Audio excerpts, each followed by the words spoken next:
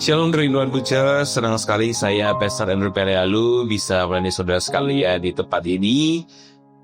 Hari ini tema kita adalah mengenai surfing. Selama sebulan ke depan gereja kita membahas tentang surfing. Dan saya percaya tema surfing ini dapat memberkati kita semua yang mendengarkan ini lewat YouTube Rinduan Butcher. Mari sama-sama kita tundukkan kepala kita bersatu di dalam doa. Bapa di surga, kami di hari ini mau merenungkan sebagian kecil dari firman-Mu ya Bapa. Berkati agar firman-Mu ini dapat menjadi pedoman, dapat menjadi akar dalam kehidupan kami, untuk kami dapat bertumbuh berbuah dalam lembar. Dalam nama Yesus Kristus, Tuhan dan Juru Selamat kami yang hidup. Sama-sama semua kita katakan, Amin. Tema yang pertama adalah serving the Lord. Kadang-kadang kita lupa kita melayani siapa. Kadang-kadang kita lupa tujuan kita melayani itu apa. Sebenarnya untuk siapa sih kita melayani? Setiap hari mungkin kita bekerja di tempat kerja kita, mungkin untuk rekan-rekan muda pergi ke sekolah, mungkin untuk kita yang sudah melayani juga dalam pelayanan kita lupa siapa kita melayani. Kadang kita merasa pun tidak diperhatikan. Kita merasa kita nggak dihargai. Kita merasa bahwa kita itu terabaikan. Namun Paulus dalam Kolose 3:23-24 yang akan kita baca setelah ini mengubah perspektif kita dalam bagian ini dan mengingatkan kita bahwa kita tidak sedang bekerja untuk sebuah atasan. Maka dari itu, sebelum lebih dalam lagi kita masuk dalam firman Tuhan, kita baca dulu dalam Kolose 3:23-24 yang mengatakan bahwa apapun juga yang kamu perbuatlah dengan segenap hatimu, seperti untuk Tuhan dan bukan untuk manusia.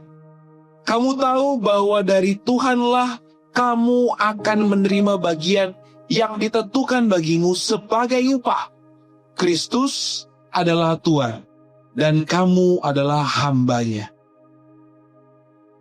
Kita melihat dalam ayat ini bahwa kita tidak melayani manusia, tetapi kita sedang melayani Tuhan kita Sang Juru Selamat, yaitu Yesus Kristus Tuhan kita. Makanya kebenaran ini yang akan mengubahkan segalanya. Kebenaran ini akan mengubah perspektif kita untuk fokusnya bukan sama manusia, tapi fokusnya sama Tuhan. Makanya poin yang pertama yang saya ambil adalah tidak ada tugas yang terlalu kecil. Dalam Kolose 3:23 kita baca barusan ada perkataan yang mengatakan apapun juga yang kamu perbuat. Paulus yang menuliskan ini bahwa apapun juga yang kita perbuat. Tandanya apa? Tidak ada tugas yang terlalu kecil untuk saya dan saudara. Paulus tidak berkata ketika kamu berkhotbah. Paulus tidak berkata ketika kamu memimpin pujian. Paulus tidak mengatakan bahwa ketika kamu mungkin ada di altar. Bukan. Tapi ia berkata apapun yang kamu perbuat. Berarti termasuk hal-hal kecil. Mungkin buat marah ibu, mungkin untuk membersihkan rumah. Mungkin untuk mengatur anak, menyiapkan sarapan di pagi hari, membersihkan baju-bajunya. Bahkan untuk mungkin anak-anak muda, hal-hal kecil yang kamu perbuat mungkin dengan kamu menaati orang tuamu. Dengan kamu datang ke sekolah tepat waktu. Dengan kamu tidak memberikan janji-janji palsu. Itu semua adalah momen di mana engkau akhirnya merasakan bahwa tugasmu itu sebenarnya tidak terlalu kecil. Dan Tuhan menghargai tugas yang kau lakukan. Makanya bagi Tuhan tidak ada pekerjaan ataupun pelayanan yang sekuler dan rohani. Tetapi semua pelayanan itu semuanya untuk Tuhan. Tidak ada pembagian sebenarnya. Manusia yang membuat pembagian itu. Manusia yang membuat segregasi itu. Ada yang bilang kalau di gereja berarti aku melayani dengan rohani, tapi di luar aku bisa suka-suka hatiku aja. Kan pelayanan sekuler, kan pelayanan dunia. No. Ketika engkau melangkahkan kaki keluar, justru itulah momen di mana engkau menunjukkan apa yang telah engkau dapatkan di gereja. Kadang kita salah. Kita merasa bahwa tunggu kita kudus dulu baru melayani. Padahal sebenarnya Tuhan telah menguduskan kita Tuhan telah melayakkan kita bukan karena kuat dan gagah kita, tetapi karena Tuhan yang membuat kita kuat dan layak. Maka dari itu setiap tindakan kita tidak ada yang terlalu kecil. Tugas yang paling kecil sekalipun, jika dilakukan untuk Tuhan, pasti punya nilai yang kekal. Poin yang kedua adalah siapa penonton kita yang sebenarnya? Penonton kita adalah Tuhan. Firman Tuhan yang mengatakan seperti untuk Tuhan. Manusia bisa mengecewakan, Pak, Bu. Atasannya bisa tidak adil. Dan pemimpin bisa nggak sempurna. Namun Paulus yang bilang, ubah fokusmu, karena kita tuh bekerjanya untuk Tuhan. Karena kalau kita mindsetnya bekerja untuk manusia, kalau kita mindsetnya melayani untuk manusia, pasti yang pertama kita akan mudah lelah. Yang kedua kita akan mudah pahit dan sakit hati. Dan yang ketiga kita akan berhenti ketika kita nggak dihargai. 3 hal ini yang selalu ada dalam mindset kita. Kalau aku udah mudah lelah, kalau aku udah sakit hati, kalau aku udah nggak dihargai, aku nggak mau melayani. Padahal sebenarnya kita ini melayani untuk satu pribadi. Itu Tuhan kita, Yesus Kristus. Nah, ketika kita udah menyadari bahwa kita melayaninya untuk Tuhan, yang pada awalnya kita mudah lelah, kita sakit hati, kita tidak dihargai, berubah menjadi yang pertama, kita tetap setia sama Tuhan. Kita tetap setia untuk pelayanan dimanapun kita ditempatkan. Dan selanjutnya kita melayani dengan sukacita. Dan akhirnya kita pun tetap bertahan dalam kesulitan dengan kasih karunia dari Tuhan. Makanya, saat kritik datang, ingat siapa yang kita layani. Saat pujian datang, ingat juga siapa yang kita layani. Kritik itu benar, kritik itu baik untuk membangun saya dan saudara. Tetapi ingat, ketika pujian itu datang, jangan engkau tinggi hati. Jangan engkau sombong. Jangan engkau merasa engkau di atas yang lainnya. Karena percayalah, pujian bisa jadi awal kejatuhan. Pujian bisa jadi awal kehancuran. Tapi justru kalau engkau menerima pujian tersebut dengan baik, bisa jadi pujian tersebut akan menjadi berkat untuk diri. Dan berkat itu bisa engkau sebarluaskan kepada sekelilingmu.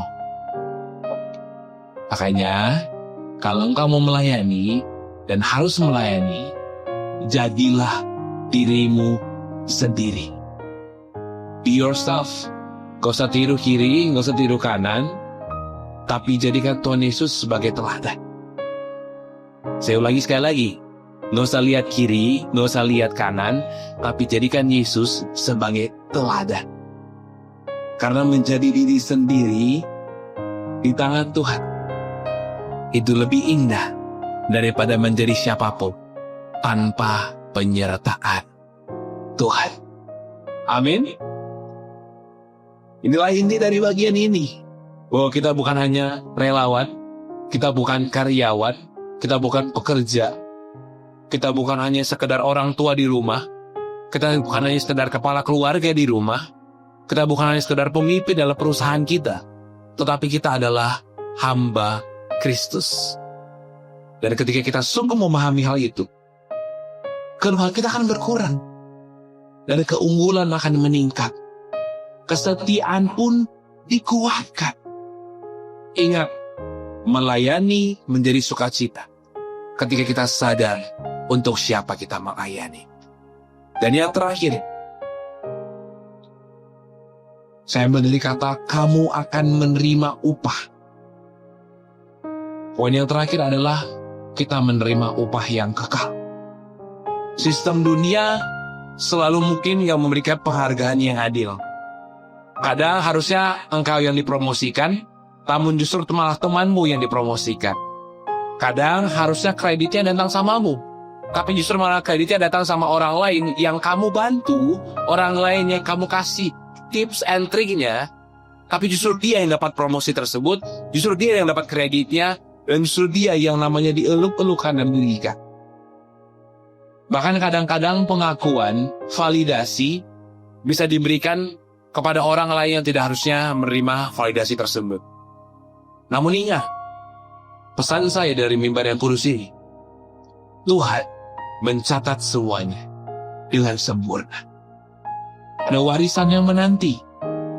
Ada kata, well done my good humble servant, yang menunggu kita.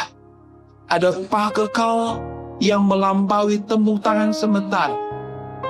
Ada upah yang kekal yang melewati dan melampaui kata-kata manis dari orang lain. Yesus melihat doamu yang tidak didengar orang lain. Yesus melihat pengorbanan yang tidak pernah diucapkan dengan kata terima kasih. Bahkan Yesus melihat effort ekstrim, usaha lebih yang tidak diperhatikan oleh orang di sekitar. Tidak ada yang sia-sia jika dilakukan untuk Tuhan. Setiap tujuan dalam kehidupanmu memang ada badainya. Dari setiap badai pasti ada tujuannya.